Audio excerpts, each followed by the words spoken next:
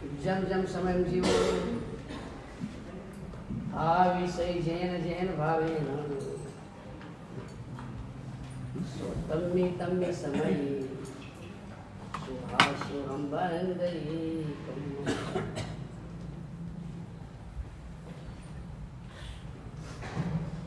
Lily बहन और छगन भाई के बीच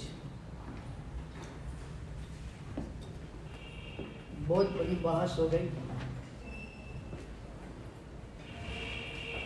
पूरा जनता बहस में निकल गया,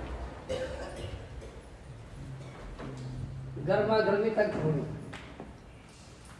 बाद में लिली की एक वाक्य ने पूरा युद्ध समाप्त कर,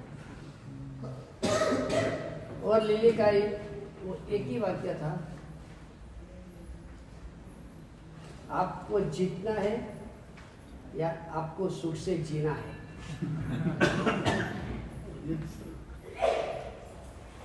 वो लिली का वाक्य नहीं है, ये वाक्य भगवान का है। भगवान कहते हैं किसी के साथ बहस में जीतना शांति सब जी सको, अंदर और बाहर दोनों जगह पर आग लग जाए। एक छोटा सा सूत्र बना दो, जो झुकेगा वो जीतेगा। बस आज उसी बात में आगे जाना है। स्टॉप की बात चल रही है। कल हमने देखा स्टॉप सस्पेक्ट के दूसरों पर शंका रखकर अच्छी तरह से प्रसन्नता से जिंदगी हम नहीं जी सकेंगे। हमारी प्रसन्नता ये हमारा जन्म सिद्ध हक है। मुझे मेरी प्रसन्नता कैसे करेगी बरकरार रखना। प्रसन्नता का मुख्य कारण है क्षमता। जब तक क्षमता नहीं आती तब तक प्रसन्नता नहीं आती। और क्षमता के लिए तो हरिभद्र ने योग दृष्टि ग्रंथ में भी कहा है कि अभ्यास रूप अध्यात्म, भावना और ज्ञान, ये तीनों करके नाश में पाना तो क्षमता ही है। तो क्षमता से प्रसन्नता है, और क्षमता का अर्थ है दूसरे का कैसा भी व्यवहार हो मेरे मन को शांत। दूसरे के कैसे भी प्रकार के व्यवहार को, उनकी चेष्टाओं को, उनकी प्रवृत्तियों को भले सहन करना पड़े, देखना पड़े, लेकिन मैं मेरे मन को शांत रखूंगा। ये क्षमता है। क्षमता से प्रसन्नता है, और प्रसन्नता जीव का अनंत काल से जरूरी माना गया अधिकार, फंडामेंटल राइट। तो बात की वो प्रसन्नता को बरकरार रखना, तो पहले नंबर की बात ये क्या, किसी पर शंका मत।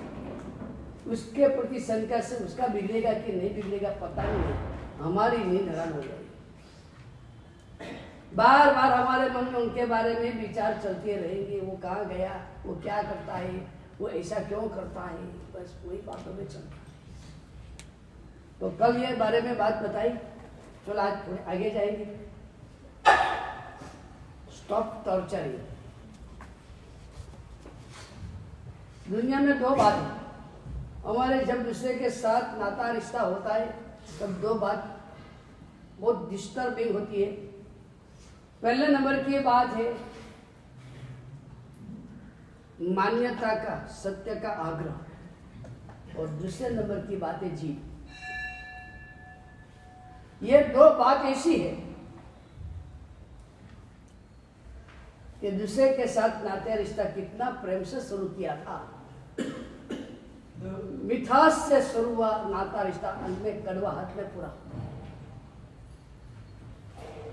यहां तक आ जाता है कि रिलेशन कट, भाई भाई ये तो बोलने का व्यवहार नहीं है, पिता पुत्र है तो अलग घर हो गया है, पति पत्नी है तो डाइवोर्स हो गया है।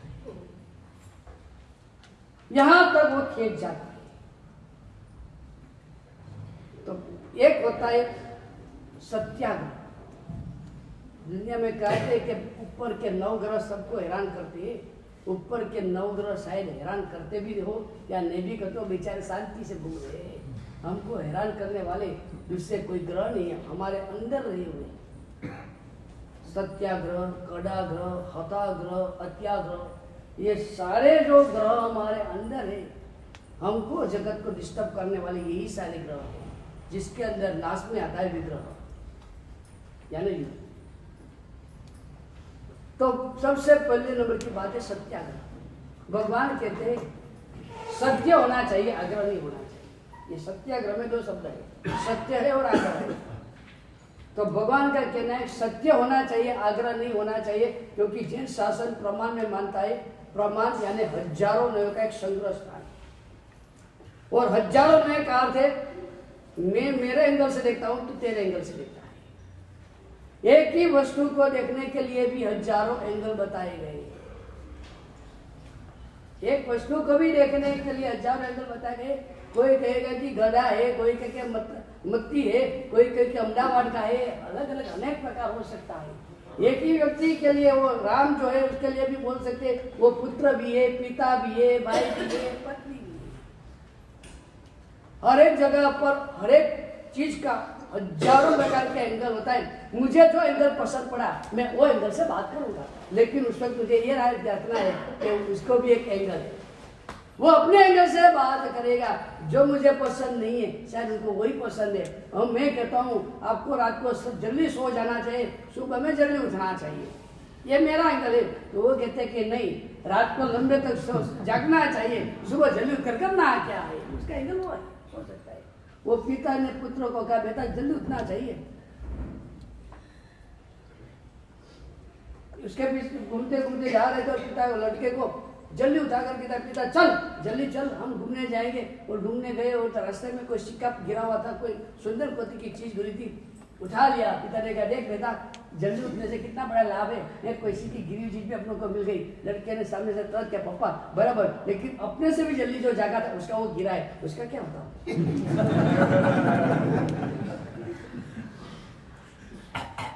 तो कहने की बात ये, मैं मानता हूं कि जल्दी उठना लाभ है, कोई मानता है कि रात को जागना दिन में उठना।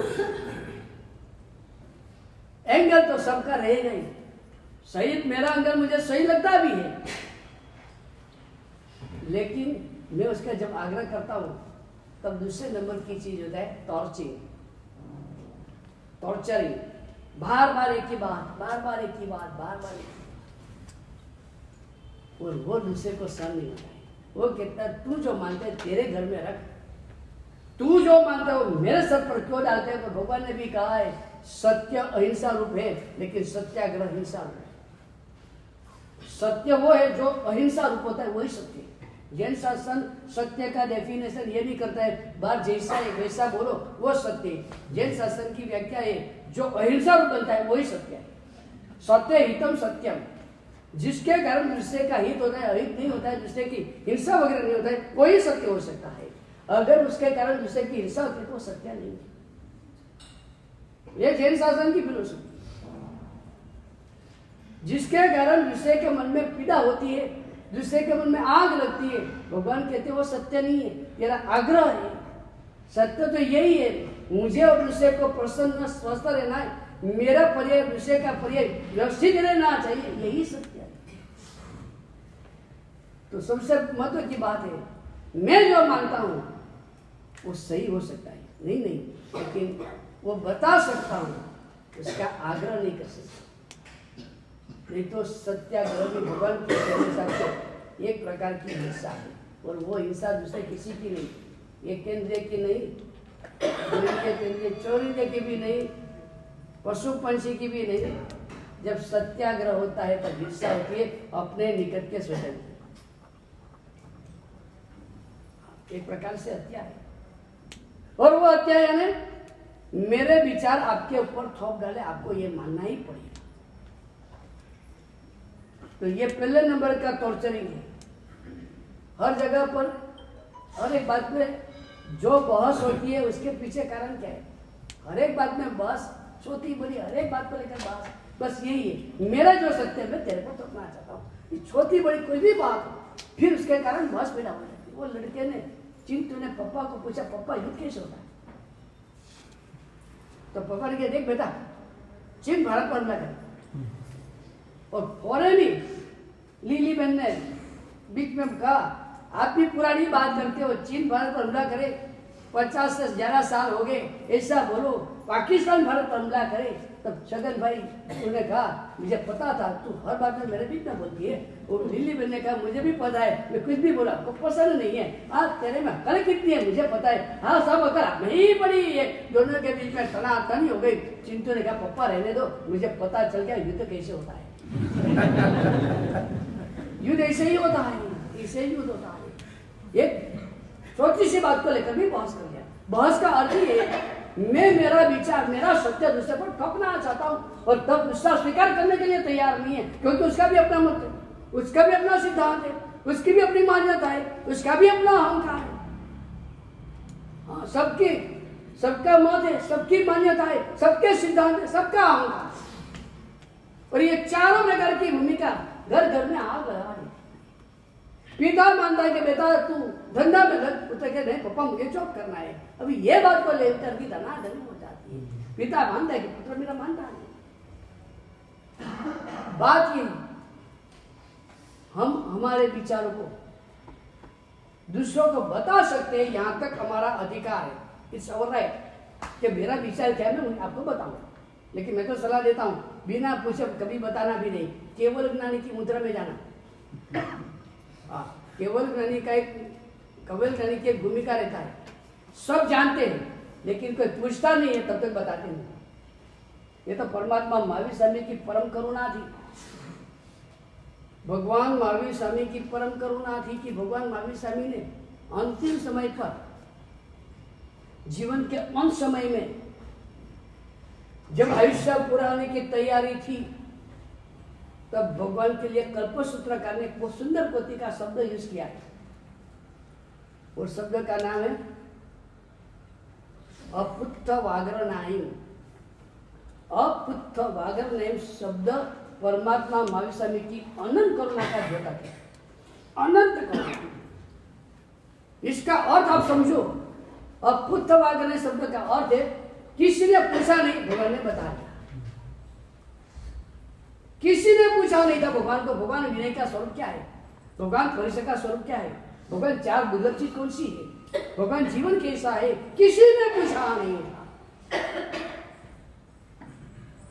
और सामान्य तौर से केवली का एक नियम रहता है, उपदेश देना है, उपदेश दे दिया, बात पूरी हो गई।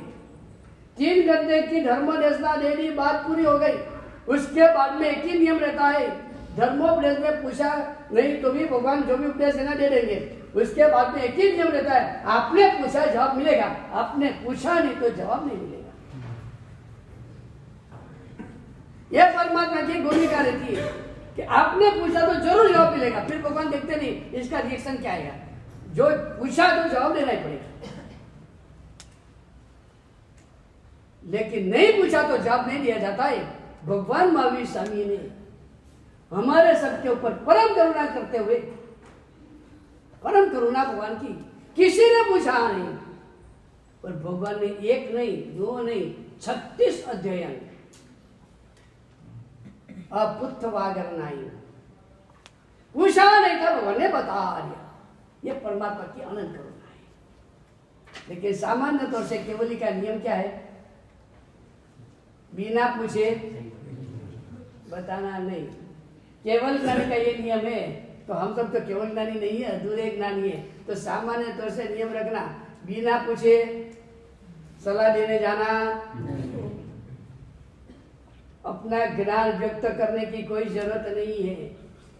ओह मैं जो सलाह देता हूँ सब बराबर ही है, कोई बताने की जरूरत नहीं है। तो पहले नंबर की बात है, बिना पूछे बताना नहीं। लेकिन हमारे लिए ये नियम चलता भी नहीं है, वो भी कहता हूँ। कभी कभार अपने संतान वगैरह है तो बिना पूछे बताना भी पड़ता है। उसने तो नहीं पूछा, हमको बताना पड़ता है कि भाई तू ऐसा न कर, ऐसा कर। लेकिन एक बात हमेशा हर जगह पर रखना पड़ेगा, अति आग्रह करोगे तो टूट जाएगा, अति आग्रह से टूट जाएगा। रबर कितना भी इलास्टिक हो, रबर कितना भी इलास्टिक हो, ज्यादा खींचोगे तो रबर भी टूट जाएगा। ज्यादा खींचोगे, खींच करोगे तो रबर भी टूट जाएगा। कोई भी बात को ज्यादा पकड़ोगे, दूसरे को लगेगा ये मेरे साथ टॉर्चरिंग कर रहे हैं, ये मुझे बार बार ऐसी बातों करके मेरा जीवन हराम कर रहा है। मैं जो भी हूँ मैं नहीं सुधरने वाला। बोलो क्या करोगे? तो वो सामने से कहेगा मैं नहीं सुधरने वाला, आपको जो करना करो। ये सामने से रिएक्शन आ जाएगा। और एक बार एक आदमी को आपकी शर्म गई, आपके प्रति शर्म गई एक बार, बाद में कभी वापस आने वाली नहीं। लड़के की पप्पा के प्रति एक बार की शर्म गई, एक बार पप्पा को उसने सुना दिया, पप्पा मैं ऐसे रहूंगा और आपको क्या करना है, अभी वो लड़का कभी भी पप्पा की मर्यादा नहीं रखेगा। वो लड़का भी कभी भी पप्पा की मर्यादा नहीं रखेगा, क्योंकि एक बार शर्म टूट गई, बाद में नफरत होने में, निर्लज होने में कोई शर्म नहीं रही। बंदी बुद्धि लागती, जब तक मुट्ठी बंद है तब तक ही मजा है, खुल गई तो उसके बाद में हर जगह पर। इसलिए कॉम्प्रोमाइज करना है, टॉर्चरिंग नहीं करना है, कॉम्प्रोमाइज करना है। एक लड़के का नाम सुकेतु,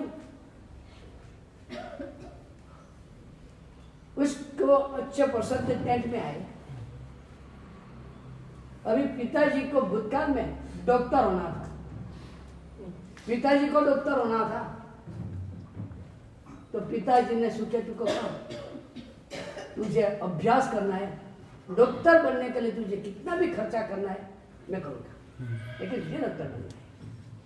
तब सुकेतु ने कहा मुझे डॉक्टर नहीं बनना है, मुझे तो बड़ा व्यापार करना है, बड़े अच्छे से व्यापार करना है। पप्पा कहते तेरे को डॉक्टर बने, इतने सारे अच्छे परसेंटेज है और तू ऐसी बात करता है, इतने अच्छे परसेंटेज डॉक्टर हो सकता है।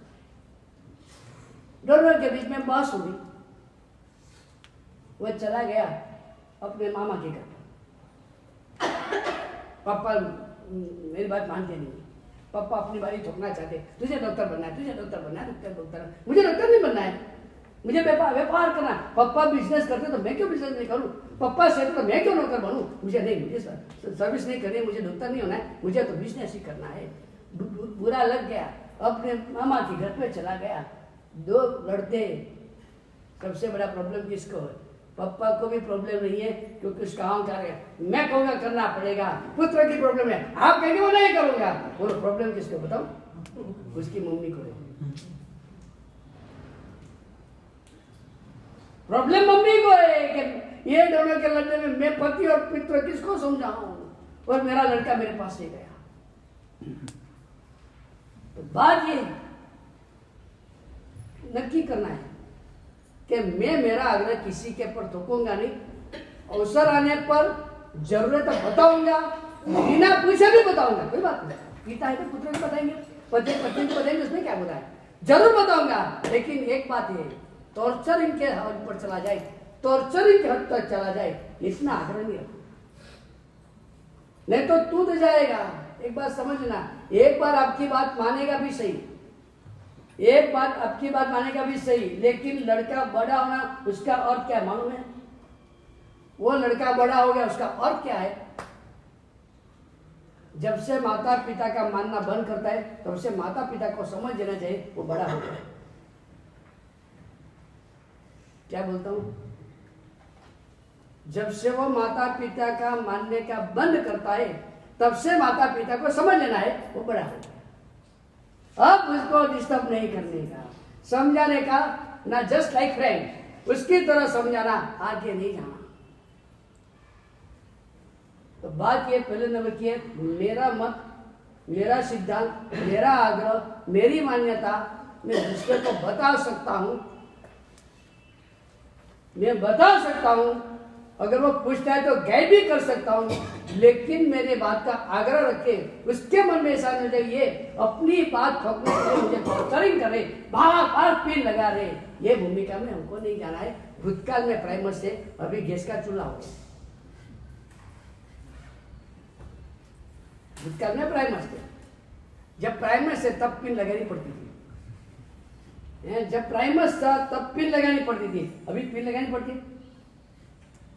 अभी पिन लगानी पड़ती, मैं पूछता हूँ, सीधा ही चालू हो जाता है। एक काल था कि पिता पुत्र को कहते थे तो पुत्र सुन लेता था, लेकिन वो प्राइमस का काल गया, अभी गैस का काल आया है, अभी पिन की जरूरत ही नहीं है। आप कुछ भी बोलोगे फ्लाक करके ध्यान रखने वाले। एक प्राइमस का काल था, अब ये गैस का काल चल रहा है। तो बात ये, पहले नंबर की बात, अपनी कोई भी सही बात को भी देखो, भगवान महावीर स्वामी एक उनका चरित्र भी देखो, कितना अद्भुत कोटि की भूमिका है भगवान। जमाली ने भगवान को पूछा, भगवान मैं अलग विहार करूं? जमाली ने भगवान महावीर स्वामी को पूछा, भगवान मैं अलग विहार करूं? उनके 500 शिष्य थे, तो भगवान ने उनको कहा विराट नाम है, तो विराट बोलो।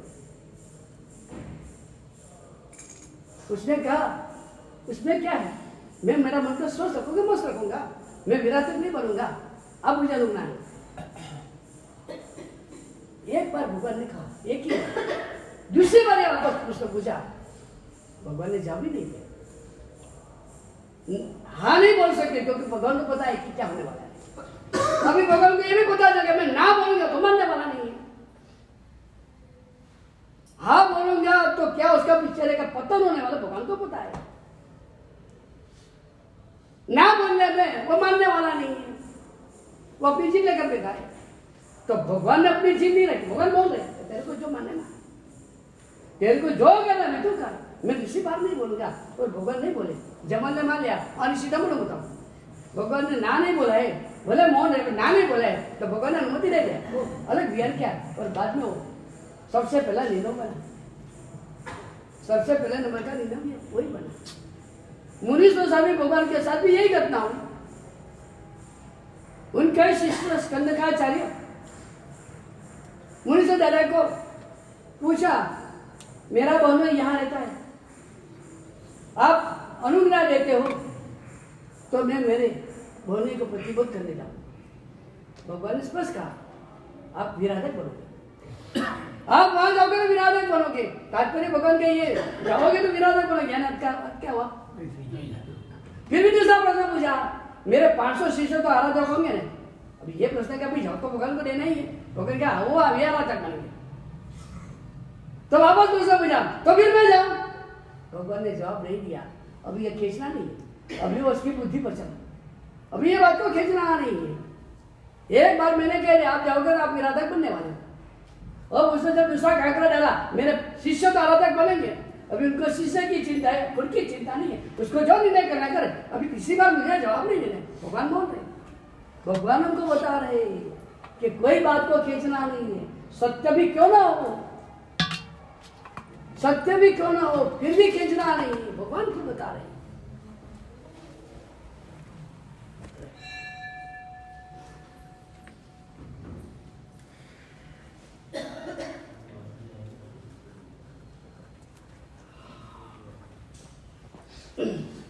जब भगवान को सम्मति देनी होती है, कोई भी बात को भगवान जब सम्मति देते हैं तो भगवान बोलते हैं जहाँ सुख, आपके जैसे सुख जैसा करो, वो सम्मति का अर्थ। जब भगवान को सम्मति नहीं देनी है, या तो भगवान क्या प्रॉब्लम आएगा वो बताएंगे, या तो भगवान बोलेंगे, लेकिन भगवान कभी बहस में नहीं जाते हैं। जिनके पास केवल ज्ञान है, पता ही क्या होने वाला है, वो भी मानते हैं कि मैं मेरी बात उनके सर पर ठोकरा नहीं चाहता हूँ, उसकी जो बुद्धि चले वो करे। ये भगवान का खुद का ये व्यवहार है कि किसी के ऊपर आग्रह करना ये एक प्रकार की हिंसा है, और भगवान संपूर्ण अहिंसा को प्राप्त किए हुए। तो पहले नंबर की भूमिका ये है, हमको अपना आग्रह किसी के ऊपर ठोकना नहीं, अपनी बात रजू करनी। पहले नंबर में तो मैं कहता हूँ जहाँ अतिशय जरूरी है वहां ही बोलना, वहां ही बोलना। मेरा पुत्र है वो कुछ गड़बड़ करा है तो वहां मुझे बोलता पड़ता है, वो बोल दिया, जरूरी है वहां बोल दिया। मेरा पुत्र मुझे पूछता है तो मुझे सलाह देनी है, एज ए फादर की तरह, एज ए फ्रेंड की तरह, अगर मुझे सलाह पूछा गया तो मुझे सलाह देनी है। एक बात पक्की कर लेना, पहले नंबर में don't give any advice to anybody. दुनिया में किसी को सलाह देने जाना नहीं है। कभी भी मौलवी बनने का मन मत रखो। वो मेरी सलाह लेने आया, अरे मैं कितना बुद्धिमान। अरे दुनिया में ज्यादातर लोग है कपिल की भूमिका में होते हैं। दुनिया में ज्यादातर लोग कपिल की भूमिका, कपिल यानी मरीचि का पहला शिष्य, जिसके कारण मरीचि का पतन हुआ। ज्यादातर लोग कपिल जैसे होते। मरीचि को बोलना नहीं था कि मेरे पास धर्म है, मरीचि को नहीं बोलना था। कपिल ने मुंह में अंगुली डलाकर बुलाया उनके पास, क्योंकि कपिल को उनका ही धर्म करना था। वो भगवान का धर्म करना नहीं था, वो बहुत भारी लगता था। धर्म करना था लेकिन इसी जरा सुख सुविधा वाला, तो क्या एक मन को भी संतोष है, मैं धार्मिक हूँ। वो कपिल को वो भूमिका थी, इसलिए कपिल ने मुंह में अंगुली डलाई। क्या आपके पास धर्म नहीं है? क्या आपके पास धर्म नहीं है? क्या आपके पास धर्म नहीं है? अंगुली डला कर बोले। तब मरीचि को लगा ये मेरे जैसा है, बोल दो। कपिल वहां भी धर्म है, यहाँ भी धर्म। ज्यादातर लोग है ना कपिल जैसे, खुद ने तय कर लिया है मुझे यही करना है। फिर आपके पूछेंगे मैं ये करूं या वो करूं, आपके वो करो, अभी उसको मंजूर नहीं है तो प्रॉब्लम है। लेकिन वो करो ये प्रॉब्लम है, ये करूं नहीं, ये नहीं आपने बोला कि ये करो, तो वो विश्वास में भी क्या प्रॉब्लम है, वो करूं। लास्ट में आपको क्या, हाँ भाई तू वो कर, मतलब आपने कहा नहीं तो मैं करूंगा। देखो वापस क्या बोलते हैं। हमारे मुंह में अंगुली डलाकर बोला था, बाद में आपने कहा इसलिए करता हूँ। कहा जाता है इसलिए शाम को पत्नी पूछे क्या क्या बनाऊं, तो जवाब मत देना, आपकी जो इच्छा बनाओ। हाँ नहीं तो मुश्किल वही आती है। आपने कहा कि डोसा बनाओ, तो कहते अभी डोसा कैसे बने हैं, अभी तो कुछ फलाना भी नहीं, कुछ भी नहीं है, डोसा कैसे बनेगा। तो आपने क्या ठीक है डोसा नहीं बनेगा तो भजिया बनाओ, तो क्या भजिया के लिए तेल उबालना पड़े, बहुत झंझट है, भजिया भी नहीं बनाओ, मैं खिचड़ी बनाऊं। आपने कहा खिचड़ी बनाओ, ठीक है आप कहते तो खिचड़ी बनाते। डब्बा में कौन है बोलो। तो बात पहले नंबर की बात है कि ज्यादातर लोग कपिल की भूमिका में रहते हैं। खुद ने तय कर लिया है, खुद ने तय कर लिया है, अपनी की सिग्नेचर चाहिए, दूसरा कुछ नहीं। और हम मूर्ख बन जाते हैं, हम मूर्ख बन जाते हैं कि सही कर देते हैं। तो पहले नंबर में तो सलाह देनी नहीं, भाई तुझे जो उचित लगे तू कर, मुझे पूछने क्यों आता है, तेरे को जो उचित लगे वो कर। वो अतिशय आग्रह करे, आपको लगता है कि सलाह देनी जरूरी है तो सलाह देनी, लेकिन उस वक्त एक शर्त रखनी, एक मन में उनको नहीं, एक मन में शर्त रखनी, अगर वो नहीं भी माने तो भी मुझे गर्म नहीं होना है। अगर वो अपनी बात नहीं मानकर अपने हिसाब से चला और उसको नुकसान हुआ तो खुश नहीं होना है। और बहुत महत्व की बात है, आपने उनको कहा आज पूछने का पापा आज शाम को 6 से 9 मुझे पिक्चर देखने जाना है, और आपने कहा बेटा आज पिक्चर देखने नहीं, बाद में देखना, आज तो रे आज तो मुझे स्टडी कर, नहीं मैं तो जाऊंगा। आपकी सलाह नहीं माना और गया और फंस गया ट्रैफिक में, कहीं ना कहीं फंस गया। वो बेचारा पिक्चर नहीं देख सका और घर पर वापस आया। क्या हुआ पापा मैं पिक्चर नहीं देख सका, अब आपका रिस्पॉन्स क्या रहेगा? अभी आपका रिस्पॉन्स क्या है? बस दूसरी बात ये भी, मेरी सलाह नहीं माने तो भी मुझे गुस्सा नहीं होना है, और नहीं मानने से उसको प्रॉब्लम हुआ तो खुश नहीं होना है। मेरा माना नहीं है, किस डब्बा में आया, खुश नहीं होना है। बराबर समझ लो भूमिका को। एक बात है, पहले नंबर की बात, सलाह देनी या नहीं देनी, अपना अभिप्राय देना या नहीं देना, अपना सिद्धांत अपनी मान्यता बतानी या नहीं बतानी, अपनी मान्यता अपना सिद्धांत बताना या नहीं बताना। तो मैं पहले नंबर में कहता हूँ सामने से नहीं बताना, जरूरी है तो बताना पड़े तब बताना, लेकिन अभिप्राय वगैरह में तो जाना ही नहीं। कोई ओपिनियन की मत्ता नहीं है, दुनिया में फालतू चलता रहता है। वो टाइम्स ऑफ इंडिया वाला ओपिनियन लेता है, सर्वे करता है, इस विषय में आपका क्या ओपिनियन है, वो हर एक मीडिया वाले इस तरह से ओपिनियन लेते हैं। जब इलेक्शन आती है तब एग्जिट पोल, ये एग्जिट पोल क्या है? एक प्रकार का ओपिनियन है, आपके किसको मत दिया, आपको क्या लगता है, ये फालतू की सब क्रिया है। आप जानते हो मेरा भी ओपिनियन, और उसमें भी सामने माइक आ गया, मीडिया वाले का माइक आ गया, और आप जो भी बोलेंगे पूरा वायरल होने वाला है। तो लगता हो कोई बड़े पिक्चर का केजीएफ का हीरो हो गया।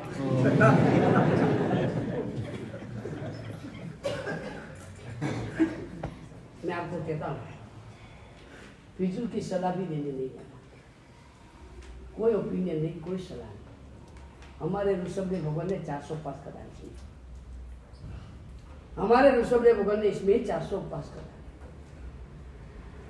तो मेरी सलाह है, कोई ओपिनियन सलाह देनी नहीं, और अगर कोई आपको पूछने आए तो ऐसा देना कि उसकी आत्मा का हित होता है, मेरी आत्मा का भी लेना। उसको पसंद है या नहीं पसंद है वो नहीं ध्यान में रखना। भाई मेरे भाई ने मेरे साथ अन्याय किया है तो मैं कोर्ट में जाऊं या नहीं जाऊं, कोई आपकी सलाह लेने आया। मेरे भाई ने मेरे साथ घोर अन्याय किया है, सब उसने ले लिया, मुझे तो निकाल दिया, खाकी बंगाली बना दिया, मैं कोर्ट में जाऊं कि नहीं जाऊं।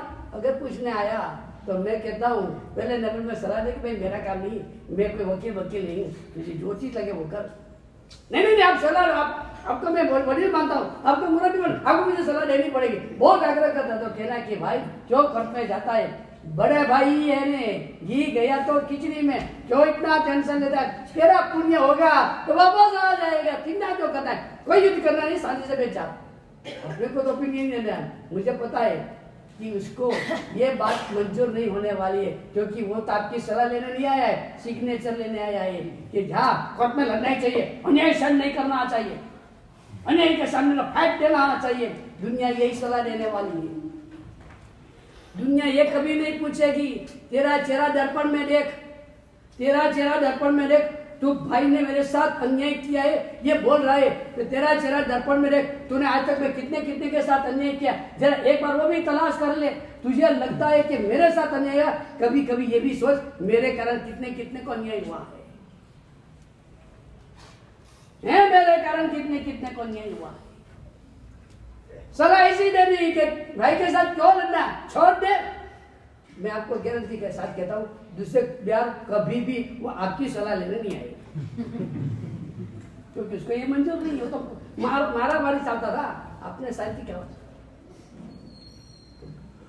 चलो बात अपने मुख्य बात ये है कि अपनी मान्यता को, अपनी सलाह को टॉर्चर इनकी भूमिका तक नहीं ले जाना। दूसरे को कड़वा लगे, भारी लग जाए, ये इतना आग्रह क्यों करते हैं, वो इतना पकड़ के क्यों बैठे, ये भूमिका पर अपने को नहीं जाना है। अगर प्रेम भरे संबंध को सुरक्षित रखना है, अगर अपनी मन की प्रसन्नता को मस्त रखनी है, तो पहले नंबर की बात है अपनी मान्यता, अपना सिद्धांत, अपनी जो भी सलाह है वो टॉर्चरिंग का रूप लेना नहीं चाहिए। ये पहले नंबर की बात। दूसरे नंबर की बात आती है जीव। पहली होती है आशा, जब आशा आकार लेती है तब होती है इच्छा, जब इच्छा टाइट होती है तब होती है अपेक्षा, और जब वो बराबर घन कड़क हो जाती है तब होती है जीव। ये मिले तो कैसा, इतनी आशा, मुझे ये मिले तो अच्छा, ये इच्छा, मुझे ये मिलना ही चाहिए, ये अपेक्षा, मुझे क्यों नहीं मिले, ये जी, ये चार भूमिका है। मुझे ये मिलेगा, मुझे ये मिलेगा, ये आशा है। फिर इसके ऊपर आगे मुझे ये मिलना चाहिए, मुझे चाहिए, मुझे मिलना चाहिए, इच्छा हो। उसके ऊपर वापस भर आ गया, मुझे मिलना ही चाहिए, तब वो अपेक्षा हो गई। लेकिन उससे भी भारी है, मुझे क्यों नहीं मिले, तब समझ लो जी, ये चौथी भूमिका आ गई। और ये जीत खुद को और दूसरे को, सभी को भयंकर कोटि के प्रॉब्लम में ला देते। हर जगह पर ये प्रॉब्लम है। लड़के की जीत होती है। दुनिया में कहा जाता है कि दाऊद इब्राहिम वो खंडनी खोरे टेररिस्ट है, मैं कहता हूँ हमने सबने अपने अपने घर में भी एक एक छोटा छोटा टेररिस्ट पैदा किया है, छोटे छोटे टेररिस्ट, माइनर। एक लौता लड़का, आपके पास समृद्धि, एक लौता लड़का, वो शुरू से आपने की बात रखी है, उसकी हर एक इच्छा पूरी करे। सर एक लौता तो लड़का है और समृद्धि है, उसकी इच्छा पूरी क्यों ना करे? आपने ये तय किया है, एक लौता लड़का है, उसकी हर एक इच्छा पूरी करनी है। आपको पता नहीं है, आप एक टेररिस्ट को बड़ा कर रहे हैं। कल वो लड़का टेररिस्ट बनने वाला है, दुनिया के लिए नहीं, दुनिया के लिए नहीं, आपके लिए। अभी उसके पास एक बंदूक आ गई है, उसको आपके कमजोर पॉइंट, वीक पॉइंट पता चल गया है। मैं जिद करूंगा, मुझे मिलने वाला है, बात पूरी हो गई। मैं जिद किया तो मुझे मिलने वाला है। पिक्चर देखने गए थे छगन भाई और लिली बहन, साथ में ले गए चिंटू को। अभी दोनों पिक्चर देखने, और चिंटू पापा मुझे पॉपकॉर्न चाहिए, कहता अभी नहीं पापा मुझे पॉपकॉर्न चाहिए, पॉपकॉर्न मिलाया। तो स्टोरी पूरी थोड़ी होती है, वो तो लड़का है, उसको पता है कि मुझे तो मेरी जिद पूरी करनी है। थोड़ी देर में उसको पता है पापा मम्मी को पिक्चर में बहुत शौक है, और मेरी इच्छा पूरी नहीं करके जाएंगे क्या? पापा मुझे चॉकलेट चाहिए, पापा मुझे ये चाहिए, आपका पिक्चर पूरा हो। जब हम एक लौता लड़का, समृद्धि अपार, हर एक लड़के की इच्छा पूरी करनी, हम क्या कर रहे मालूम है?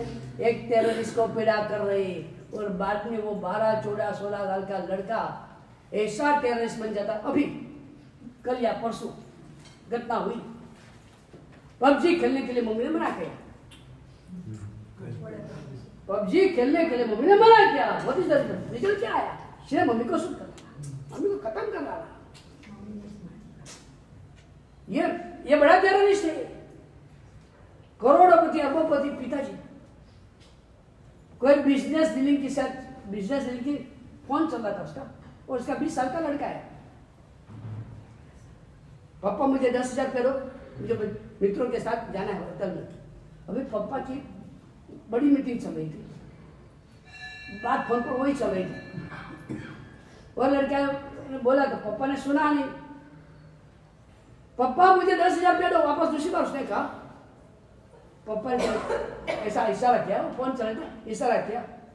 वो लड़के का गुस्सा बढ़ गया, क्योंकि आज तक उसने ये भूमिका में गया नहीं था, जिससे पापा मुझे 10,000 चाहिए। पापा के साथी फोन चल रहा है, पापा को सुन कर दिया। जीद, जिसके हृदय में जीद है, वो छोटा बड़ा टेररिस्ट है। जो जीद लेकर बैठा मुझे क्यों नहीं मिली, समझ लेना वो एक प्रकार का टेररिस्ट है। वो अपनी जिंदगी को तो कुर्बान कर देगा, लेकिन उसके बीच में जो आया, फिर पिता हो, पत्नी हो, पुत्र हो, कोई भी हो, वो उसको खत्म किए बिना नहीं रहेगा। ये भी एक टॉर्चर की भूमिका है कि मैं मेरी जिद को पकड़ कर, मुझे चाहिए, मुझे चाहिए, मुझे क्यों नहीं मिले, मुझे चाहिए बस। ये एक भयंकर कुर्ती का टॉर्चर है। कोई समझता है कि भाई तुम्हारे लिए लाभकारी नहीं है, छोड़ो बात, नहीं मुझे चाहिए। हमारे वहां एक कथा आती है अचंकारी भत्ता की, 600 कर्मों में मैंने लिया है अचंकारी भत्ता। एक 8 लड़के ऊपर 9वें नंबर में जन्मी हुई लड़की, करोड़पति से, और भाइयों को, माता पिता को इतना प्रेम, ये सभी को बता दिया था कि उसके सामने चू चा भी नहीं करने का। नाम था भत्ता, लेकिन चू के चा नहीं करना उसके सामने किसी को, इससे नाम हो गया अचुंकारी भत्ता, जिसके सामने चू चा नहीं कर सकते। और बस समृद्धि अपार, सारे की इच्छा पूरी होती है। दुनिया में मुझे कोई पूछे सबसे बड़ी कसरत कौन सी, सबसे बड़ी कसरत, सबसे भारी और सबसे बड़ी कसरत कौन सी, बोलो, मैं आपको पूछता हूँ, सबसे बड़ी कसरत कौन सी?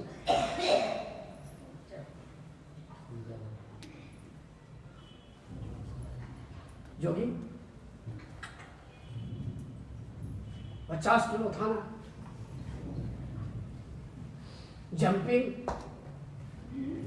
सबसे बड़ी कसरत है स्वस्थता से, प्रसन्नता से, किसी के मुंह में से निकली हुई नाक को स्वस्थता से, प्रसन्नता से सुन लेनी, ये दुनिया में सबसे बड़ी कसरत है। वापस, किसी के मुंह में से निकली हुई नाक को स्वस्थता से और प्रसन्नता से सुन लेनी, सहज रूप से स्वीकार कर लेना, ये सबसे बड़ी कसरत है। अब जरा देखना, आपने किसी को कुछ कहा, उसने ना बोला, आपका रिस्पॉन्स क्या आएगा? शायद बार बताओ या नहीं बताओ, अंदर क्या आएगा आपको पता चल जाएगा।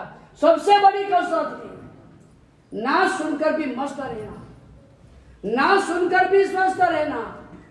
लड़के को कहा बेटा सब्जी लेने जा, पापा नहीं जाऊंगा, स्वस्थ रहना है। मैं पत्नी को कहा जरा चाय पिला दो, पति का भी नहीं, मेरे को बहुत काम है, स्वस्थ रहना है। नौकर को कहा ये मेरे कपड़े धो डालो, नौकर ने कहा सर आज नहीं, बाद में रखूंगा, स्वस्थ रहना है।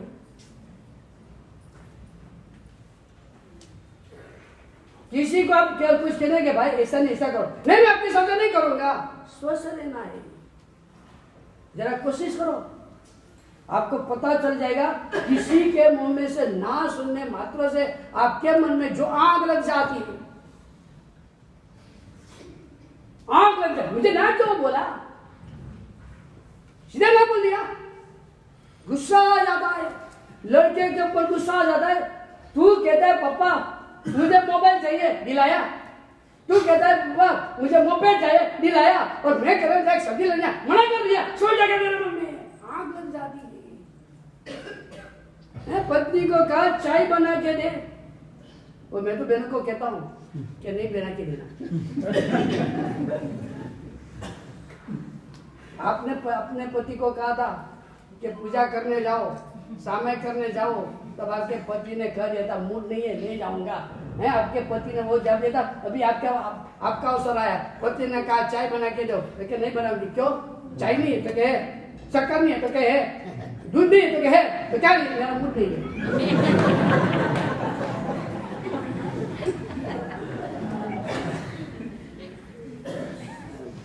मैं उनको सिखला रहा हूं।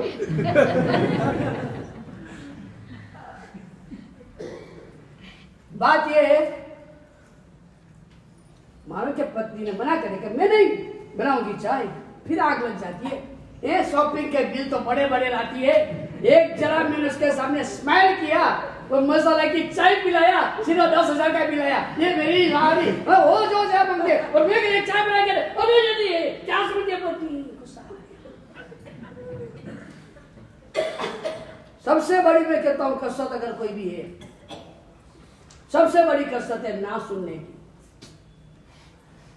जो किसी की ना को मस्ती से सुन सकता है, वो जीवन में हर जगह पर प्रसन्न रह सकता है। जो किसी की ना को मस्ती से सुन सकता है, भले तू ना बोला तेरी इच्छा, मैंने तो कहा लेकिन तेरी अनुकूलता नहीं होगी, तेरा मन नहीं होगा, तेरा मूड नहीं होगा। सबसे बड़े महत्व का कार्य ये, मेरा आधे नाम कर्म नहीं होगा तो तूने मना कर दिया। हर दुनिया में एक आधे नाम कर्म नाम की चीज भी है।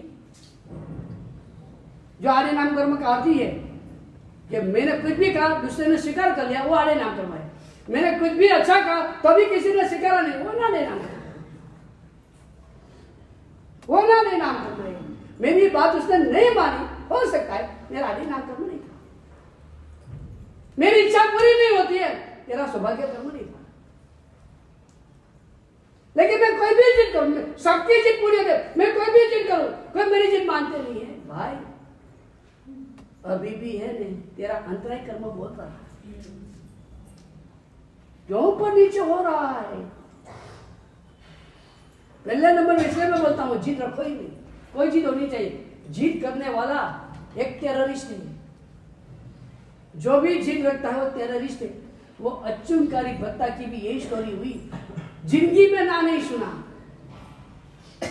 जो अच्युतकारी की इच्छा होती है पूरी ही करने की, ना शब्द ही नहीं सुनने का। इसके विरोध में कोई बोले ही नहीं। ये जो मन में उसके कारण अहंकार आ गया, शादी के बाद अपने पति को, जो मंत्री था राजा का, उसको कह दिया शाम को सूर्यास्त से पहले घर पे आ जाने का। शरद पहले यही किया था, मेरी सारी बात जो मानेगा उसके साथ ही शादी करूंगी। पहले शरद को रखा, बड़ी हिंसा, वो हंता वाली स्थिति, पावरफुल। मंत्री ने स्वीकार किया तो मंत्री को पहली आज्ञा हुई शाम को हाजिर हो जाना है। राजा को पता चला कि ये मंत्री अपनी पत्नी के इशारे नाचता है, हैंडपैक है।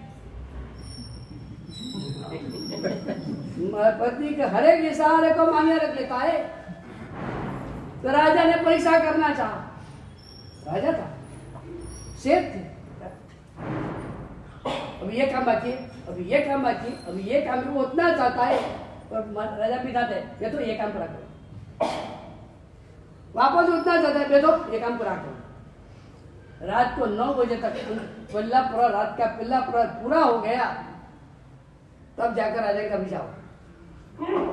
राजा को तो बोलना था, मंत्री के मन में तो आग लगी थी, द्वार बंद हो गए थे, क्योंकि अचंकारी पिता ने आज तक समाधान, कॉम्प्रोमाइज, छोड़ देना, जाने दो, ये बात सीखी ही नहीं थी। जो सबसे पहले सीखना चाहिए, सबसे पहले जरूरी है, छोड़ दो बात, कॉम्प्रोमाइज करो, समाधान करो, नो कॉन्फ्रोंटेशन, ओनली कॉम्प्रोमाइज। तेरी बात है, मेरी बात है, छोड़ते जाओ बात, कॉम्प्रोमाइज करो, समाधान करो, जाने दो। अभी मैंने कहा था ना, जो झुकेगा वो जीतेगा, जो छोड़ता है वो जीतता है। टग ऑफ वॉर देखा आपने? टग ऑफ वॉर क्या है? बच्चों का खेल, जो एक रस्सी होती है, दो बाजू 2 टीम होती है, दो बाजू 2 टीम, दोनों टीम खींचते हैं, दोनों टीम खींचते हैं, दोनों की चलती है, धमाधम खींचने का चलता है। अब मैं आपको पूछता हूं सिंपल प्रश्न, बोलो कौन गिरेगा? छोड़ता है वो क्या पकड़ता है वो? गिरेगा कौन? जो छोड़ता है वो गिरेगा कि जो पकड़ता है वो गिरेगा? जरा एक बार बराबर ध्यान से देख लेना, क्या ध्यान से देख लेना। ये जिंदगी में जब कोई भी बहस होता है, कोई भी बात होती है, मेरी इच्छा ये है और आपकी इच्छा ये है कि हर जगह पर टग ऑफ वॉर है, हर जगह पर टग ऑफ वॉर है। कौन जीतेगा? तो वही जीतने वाला जो छोड़ेगा। जो छोड़ता है वही जीतता है, जो पकड़ के रखता है वो कभी नहीं जीतता है। एक बात समझ लो, पकड़ने वाले की जीत पूरी होती है, लेकिन जीवन में जीत से काम नहीं होता है, किसी के हृदय को जीतने से काम होता है। एक बात समझ लो, ताला हथौड़ा ठोकने से नहीं खुलता है, चाबी डालो इसमें खुल जाएगा। ताला को हथौड़ा से तोड़ना है कि चाबी? हथौड़ा ऊपर से प्रहार है और चाबी क्या करते? अंदर जाती है। ताला के लिए आपको हथौड़ा चाहिए या चाबी चाहिए?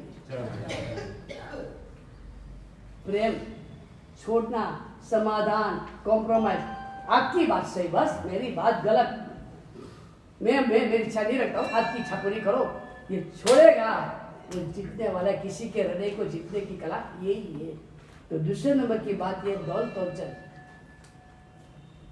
अब बार बार में टॉर्चर मत करो, यही होना चाहिए, यही सही है, ये मैं बताऊं वही होना मैं बराबर है, मैं जो बोला वही है। ये जो हम पकड़ के बैठते, जन्म से हम एक अहंकार लेकर विदाई कि मैं तो सर्वज्ञ हूं, मेरे में 2 विशिष्ट कोटि की भूमिका जिसको जगत को पता नहीं। हाँ, मैं जन्म हुआ तब से मेरे में 2 विशिष्टता है जिसकी जगत को पता ही नहीं थी। पहले नंबर का पता, मैं सर्वज्ञ हूं, मुझे सब पता है, आपको बताने की जरूरत नहीं है, मुझे सब पता है। मुझे बताने की जरूरत नहीं है, मुझे सब पता है। यानी मैं जन्म से कौन हूं? अब भगवान को तो मेहनत करनी पड़ी, सर्वज्ञ होने के लिए 12 साल साधना किया, तो जाकर भगवान को केवल ज्ञान हुआ।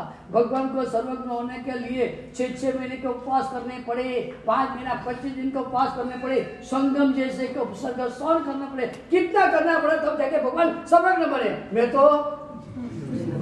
बोलो बहुत जल्दी बोलो, मैं तो जन्म से समझना हूँ, मैं सब जानता हूँ, मुझे बताने की जरूरत नहीं। डोंट डिस्टर्ब मी, मुझे समझने की जरूरत नहीं, मुझे सब पता है। ये हम पहला नंबर में लेकर बैठे। ये विचार दुनिया को पता नहीं है, इसीलिए भी मुझे डिस्टर्ब करते हैं। अभी दुनिया को बताना जरूरी है कि I am knowing each and everything, मैं सब जानता हूँ। एक भाई ने ब्रिटिश एनसाइक्लोपीडिया 45 बड़े बड़े पुस्तक, ऐसा कहा जाता है दुनिया की छोटी बड़ी बात सब उसके अंदर आ जाती है। ब्रिटिश एनसाइक्लोपीडिया 45 वॉल्यूम्स, बड़े बड़े वॉल्यूम्स। उसने जायरा दिया, जब आपको इंटेलिजेंस है तो समझ में आएगा।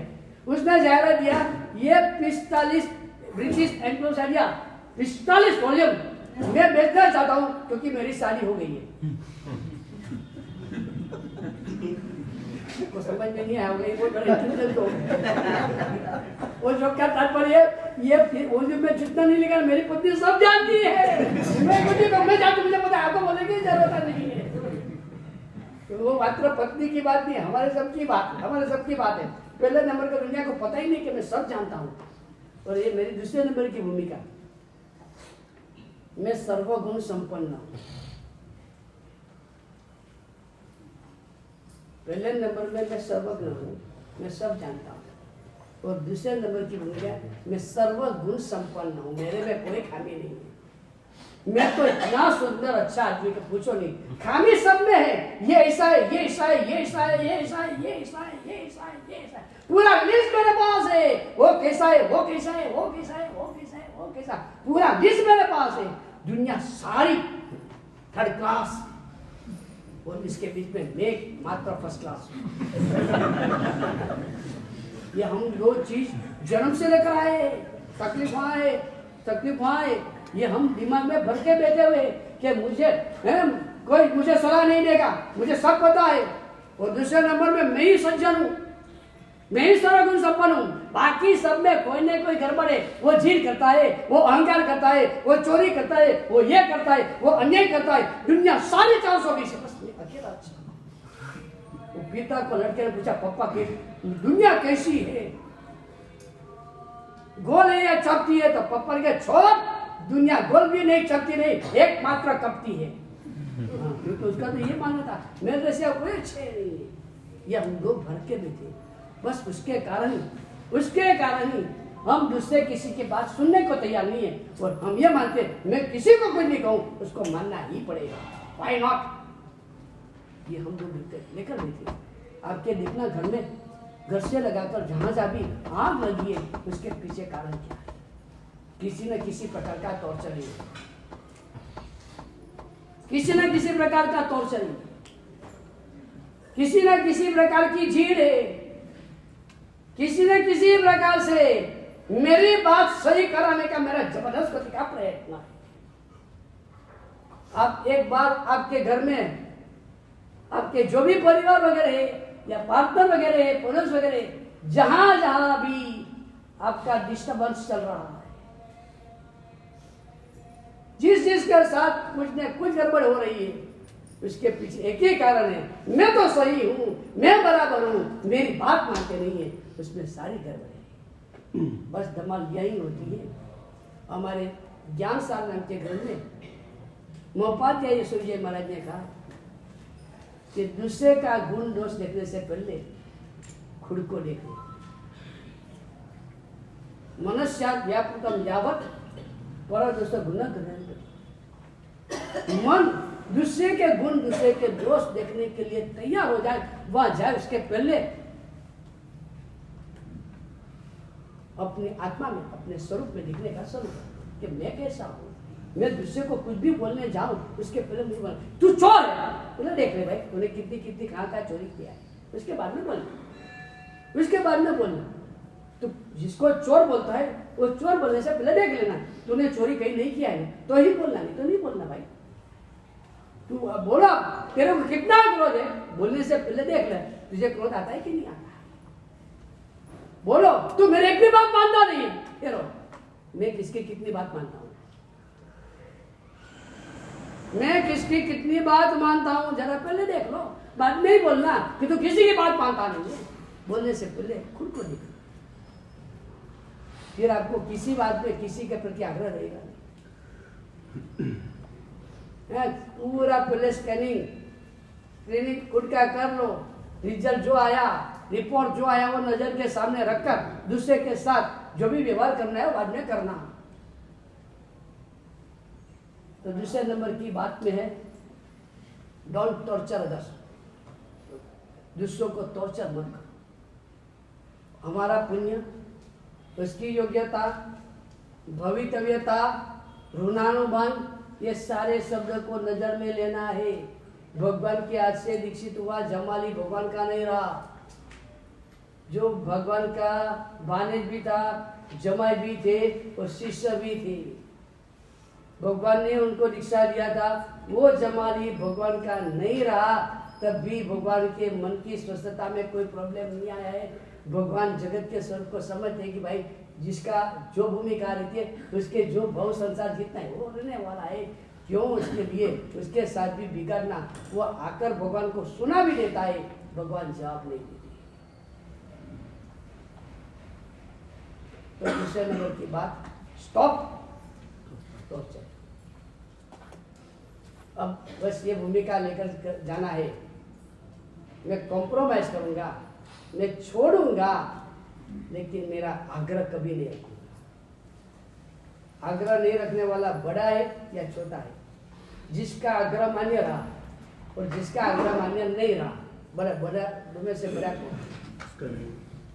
जिसका आग्रह मान्य रहा और जिसका आग्रह मान्य नहीं रहा, दो में से बड़ा कौन? एक पहले गणित को बदलो, जिसका आग्रह मान्य रहा है वो बड़ा होगा, नहीं वो छोटा होगा। ये भूमिका लाओ, जिसका आग्रह मान्य नहीं रखा गया उसके प्रति एक विश्वास है कि उसका आग्रह मान्य नहीं भी रखेंगे उसको बुरा नहीं लगेगा, ये अपनी महानता है। एक बराबर पक्का कर लो, जिसकी बात रखी जाती है, मानी जाती है, शायद वो छोटा होता जाता है, जिसकी बात नहीं मानने पर स्वस्थ रहता है वो बड़ा होता जाता है। चल आगे रहेंगे।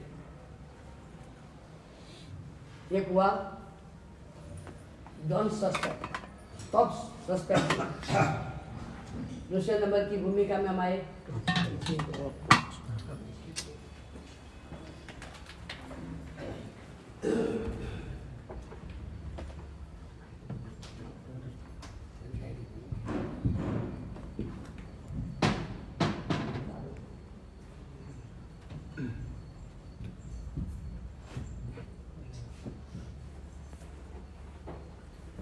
अभी हमको तीसरे नंबर की भूमिका में जाना है,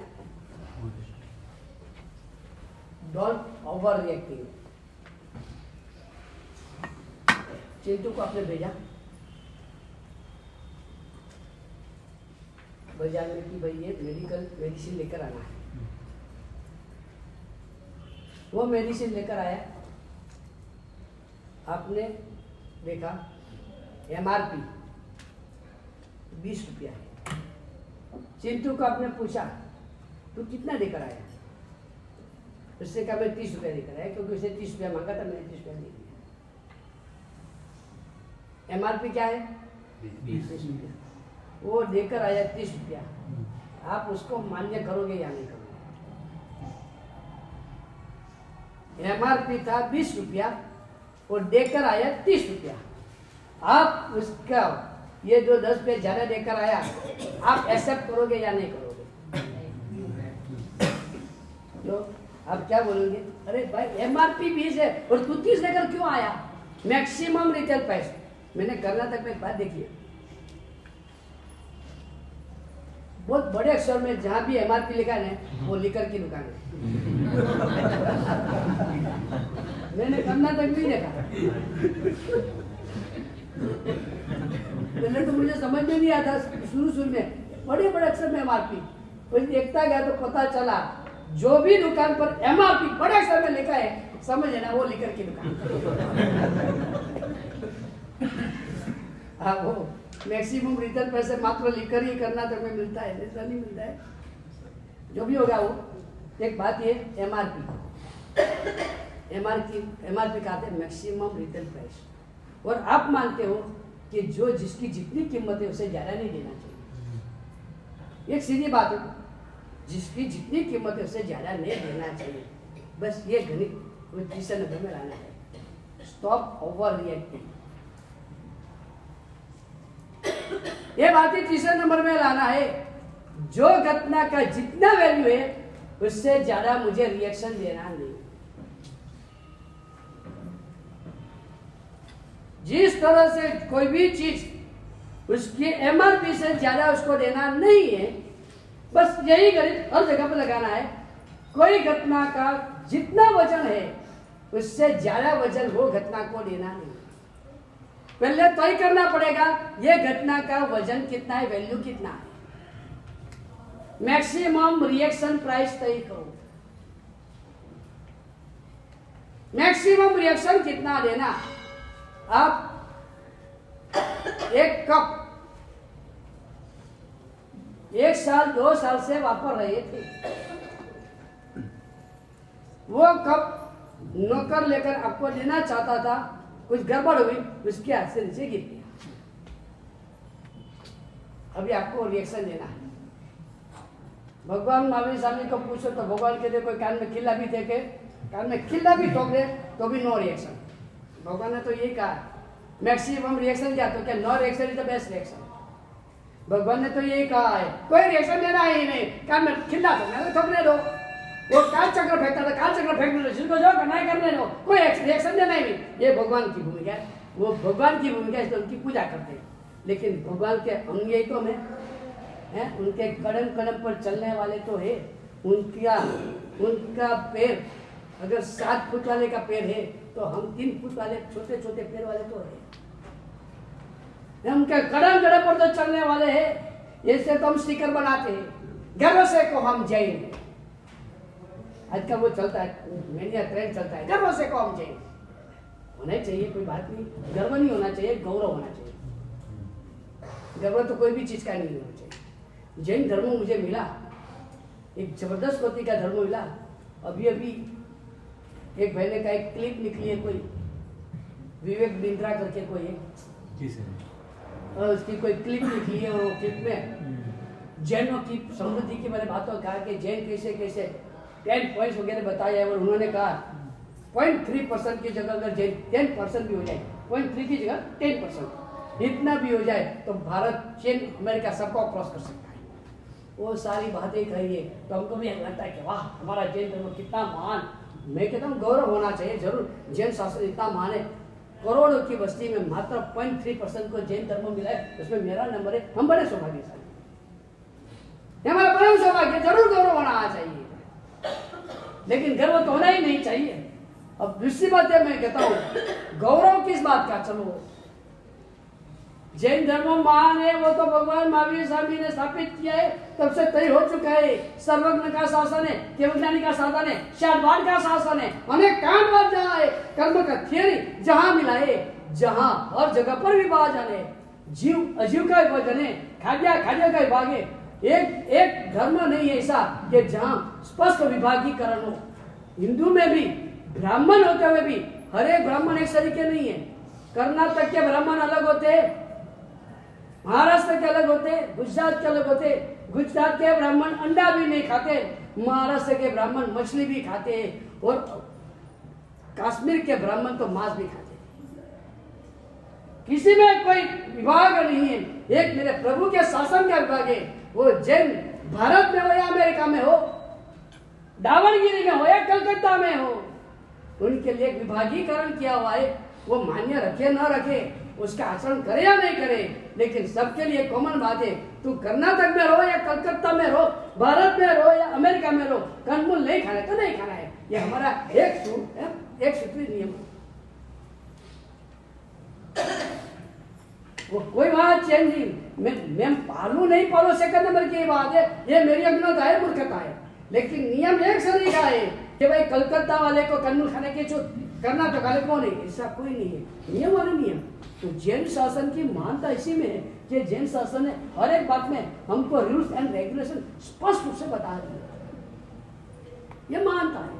कर्म की थियरी बोलते तो सब है, कर्म की थियरी की जो गहराई है वो जैन शासन के अंदर है कहाँ, और दूसरे सब पकड़ के बैठे कान मेरा ही सच, और जैन शासन कहते हैं सबका सच। बाकी के सारे शासनों के लिए क्या सब रिवर्स, सब नदियां है, जैन शासन सागर। सिद्धसेन दिवाकर सूर्य महाराज ने एक स्तुति में कहा भी है, सागर में नदियां है, नदियां में सागर नहीं। तो बात है कि जैन शासन इतना महान है, लेकिन मैं आपको पूछता हूं, आप बोलते हैं गर्व से को जैन, आप कितना जानते हो? ये तो मैं बोला। आप कितना जानते हो? 24 तीर्थंकर का नाम ये मेरे भाइयों में से कितने को आता है? बहनों पे तो छोड़ो, भाइयों की बात करता हूँ। 24 तीर्थंकर का नाम भाइयों में से कितने को आता है? बाप रे 24 तो नहीं, चलो ठीक है, 9 तत्वों का नाम किसको आता है? भाइयों में मात्र 9।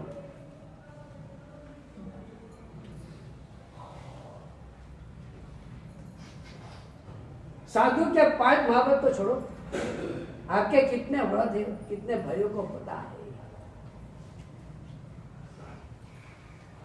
रात को भी मैं खाऊंगा, भूमिकल भी मैं खाऊंगा, भगवान के देरासरों की निंदा करूंगा। इतने सारे देरासरों की क्या जरूरत है? इतने सारे भगवान की क्या जरूरत है? इतने बड़े अनुष्ठान की क्या जरूरत है? उसकी निंदा भी करूंगा, साधु साधु की निंदा करूंगा। कहीं भी परथे हो, कभी ये करते या साधु साधु कैसे, सबकी निंदा करूंगा, फिर भी गर्व से कहूंगा बच्चे, ये नाटक कैसा भयंकर होता है। हमारा नाटक कितना भयंकर होता है। हमको नहीं भगवान पर श्रद्धा है। ऐसे भी यहाँ हो सकते कि देरासर जैन मूर्ति पूजक जैन होते, देरासर नहीं जाते हैं। भगवान मेरे पास आएंगे, मैं क्यों भगवान के पास आऊंगी? ऐसे भी है। देरासर नहीं जाना है, उपास नहीं आना है, गुरुवंदन नहीं करना है, धर्म की कोई बात समझनी है, मात्र जैन कुल में जन्म लिया, इतने मात्र से गर्व से कहो जैन। अरे तेरा चेहरा दिख ले दर्पण में,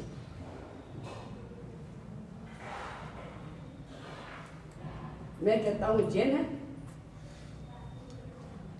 चल, मेरे भगवान ने जो रास्ता बताया उसके ऊपर छोटी छोटी पगलियां, छोटे छोटे कदम तो तू रख। मेरे भगवान महावीर स्वामी ने कहा, कोई बाहर की कितनी भी घटना हो जाए, वो सब कर्म का खेल है, ऋणानुबंध का खेल है, पुटगल की रमा थी भाई, जगत की भूमिका है। तुझे अंदर स्थिर रहना है, मस्त रहना है, प्रसन्न रहना है। कोई कान में खिला भी ठोके तो यही समझना है, चलो मेरे भूतकाल के कर्म की निजना होंगे।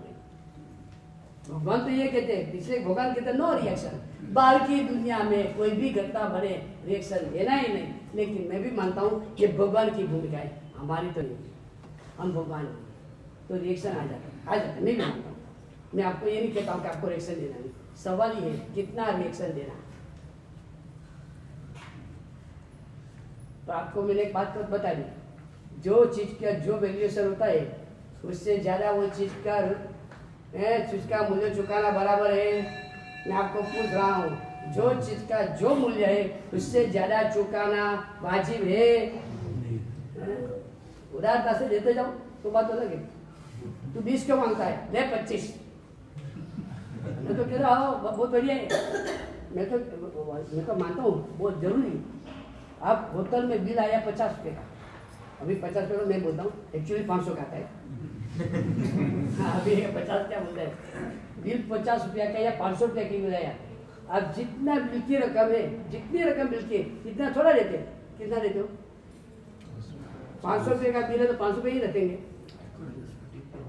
उसके ऊपर टिप 10 रुपया 20 रुपया जैसी भूमिका टिप रखते हो।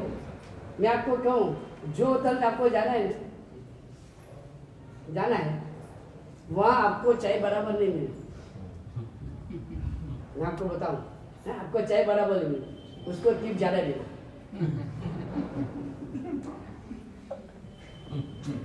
आपको ऐसा कैसे? तो मैं आपको बहुत सोच समझ कर कहता हूँ, आपने उसको टिप ज्यादा दिया, दूसरी बार आप आओगे ना तो टॉप मोस्ट साइड मिलने वाली है, फिर जितना टिप देने देना। छोड़ो ये बात, कहने की बात है 50 रुपये का 100 रुपये का बिल है तो आप 10 रुपये की टिप ज्यादा देते हो। यानी इससे तो ज्यादा देना चाहिए। मैं कहता हूँ मात्र मर्यादा वेतर के मत रखो, हर जगह पर रखो। आपका मजदूर आपका सामान उपाड़ा है, उसको आप 50 रुपया मजदूर देते हो, 5 रुपया ज्यादा दो। मैं मेरा सामान मेरा सामान तेरे पास उतारा, तू भी मनुष्य मैं भी मनुष्य हूँ, फिर भी तेरे पास उतार रहा हूँ, मैं शेष बनने की भूमिका कर रहा हूँ और तुझे ये मेरा सामान उतारने को कहता हूँ। 650 में तेरी मजदूरी है, मैं प्रभु के शासन को पाया हुआ हूँ। पहला व्रत है अहिंसा व्रत है, अहिंसा व्रत है। अति भारारोपण ये कतिचार है, अति भारारोपण है कतिचार है। मैंने मेरा सामान तेरे पास उठाया है, ले 10 पे जा रहा क्योंकि मैंने तेरे पास अति भार उठाया, ये एक मेरे को अतिचार लगा है, उसका प्रायश्चित के रूप में चल 10 पे जा रहा है। दो मजदूर को मैं कहता हूँ रिक्शा वाले के साथ भी यही करो।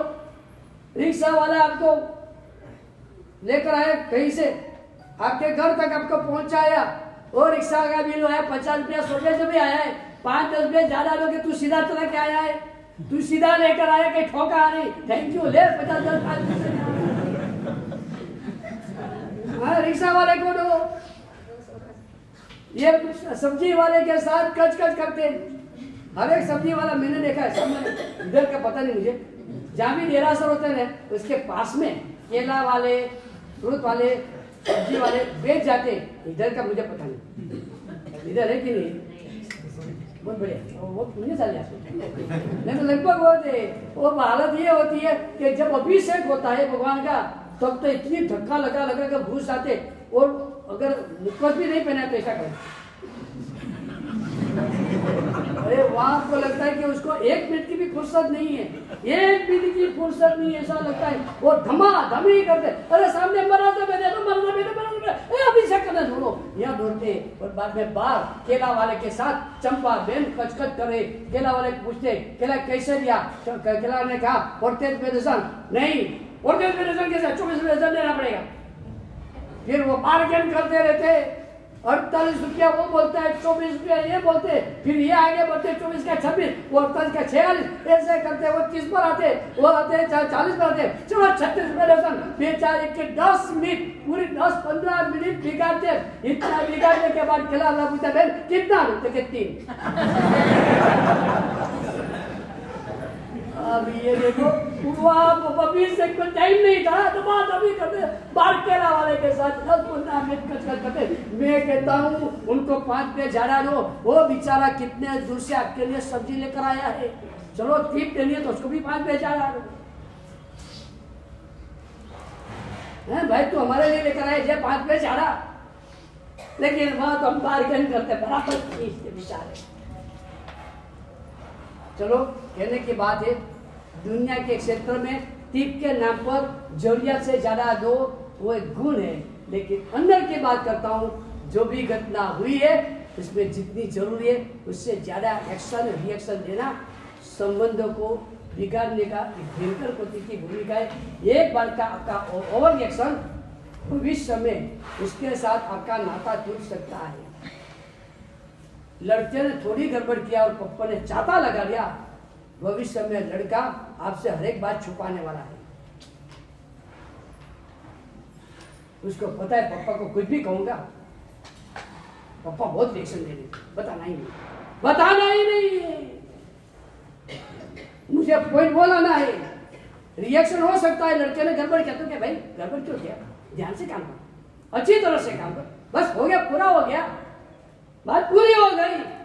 हम जब ओवर एक्टिंग करते, कोई सबसे बड़ा प्रॉब्लम तो ये कि कोई भी चीज की रकम एक बार चुकाने होती है कि 10 बार। हम दुनिया में तो एक ही बार चुकाते, बार बार पकड़ के होते। लड़का ने दूसरी बार भूल किया तो दूसरी भूल याद नहीं कराते, पहली भूल भी याद करा देते, और तीसरी बार उसने उस वक्त भी क्या, उस वक्त भी ऐसा क्या, उस वक्त भी ऐसा क्या। मैं पूछता हूँ एक घटना के बारे में कितनी बार रिएक्शन देने का, एक घटना के बारे में कितनी बार रिएक्शन देने का। ये जो लफड़ा लेकर हम बैठे हुए हैं, बस तीसरे नंबर के स्टॉप ओवर रिएक्टिंग। एक्चुअली तो रिएक्टिव ही आना चाहिए, लेकिन ओवर इसलिए बोलता हूँ कि हम भगवान हैं, सीधा ही हमको रिएक्शन आ ही जाता है, हम क्या करें, लाते नहीं आ ही जाता है। नौकर के हाथ से कब गिरा, हमारे हाथ में बाजी नहीं रहती है, हमारे मुंह में से निकल जाता है, निकल ही जाता है, हमारे मुंह से रिएक्शन आ ही जाता है। मैं भी मानता हूँ, इसलिए मैंने कहा रिएक्शन तो हम रोक नहीं सकेंगे, अभी तक तो नहीं रोक सकेंगे। भगवान ने कहा है कि सामान्य तौर से कर्म बल का मुख्य कारण एक्शन नहीं है, कर्म बल का मुख्य कारण रिएक्शन। चिकने कर्मबंध उसको होते, लेकिन फिर भी हम नहीं रोक सकते, एक्शन आ ही जाता है, रिएक्शन आ ही जाता है। चलो कोई बात नहीं, एटलीस्ट इतना तय करो, हमारे रिएक्शन में एक मर्यादा रखेंगे, स्टॉप ओवर। कितना रिएक्शन देना, कितना रिएक्शन देना तय करो। दो चीज को तय करो, आज पूरा करना भी, दो चीज पकड़ के जाओ जिसके कारण, दो चीज अतिशय महत्व की बोल रहा हूं, दो चीज अतिशय महत्व की, जो रिएक्शन के कारण मेरा मन बिगड़े नहीं, इतना ही रिएक्शन देना। मेरे मन की प्रसन्नता खत्म ना हो, इतना ही रिएक्शन देना, ये पहले नंबर की बात। दुनिया में दो चीज ही महान है, दो चीज ही महान है, मेरे मन की प्रसन्नता, दूसरे के प्रति प्रेम। ये दुनिया में किसी कोई चीज महत्व की नहीं है, दो चीज ही महत्व की है, मेरे मन की प्रसन्नता और दूसरे के प्रति प्रेम। दूसरे के हृदय में मेरे प्रति प्रेम लेना चाहिए, मेरे हृदय में उसके प्रति प्रेम लेना चाहिए। ये दुनिया में दो चीज को छोड़कर तीसरा कोई महत्व की चीज नहीं। मेरी प्रसन्नता बराबर रहनी चाहिए, दूसरे के प्रति मेरा प्रेम और दूसरे का मेरे प्रति प्रेम बरकरार रहना चाहिए। दो चीज अगर मेरे पास आ गए, दूसरी कोई चीज मुझे नहीं चाहिए, लेकिन ये दो चीज चाहिए। उसके लिए सबसे महत्व की चीज है ओवर रिएक्टिंग। जब आप ओवर रिएक्टिंग करते हो, तब जिनके प्रति आप कर रहे हो उनके हृदय में आपके प्रति जहर जहर जहर। सगे लड़के को लगता है कि मेरा बाप मेरा दुश्मन, लड़का बाप के दुश्मन मान गए, बार बार आग्रह करने वाली और जरा रिजल्ट में कमजोरी आई हाथ भागने वाली, ये माता पिता अपने लड़के के हृदय में सबसे बड़े दुश्मन के रूप में पैदा हुए। चलो इसके विषय में और आगे बात जो भी होगी आगे लेंगे। आज इतना रखते, कल का एक लास्ट डे, तीसरा दिन कल, और तीसरा दिन कल की भी आज ओवर एक्टिंग की बात भी थोड़ी बाकी है, और सबसे बड़ी महत्व की बात जो है तीसरे दिन की, स्टॉप प्रेजुडिस। चलो क्या बात है आगे देखेंगे, दूसरा क्या आगे आगे काम। प्रश्न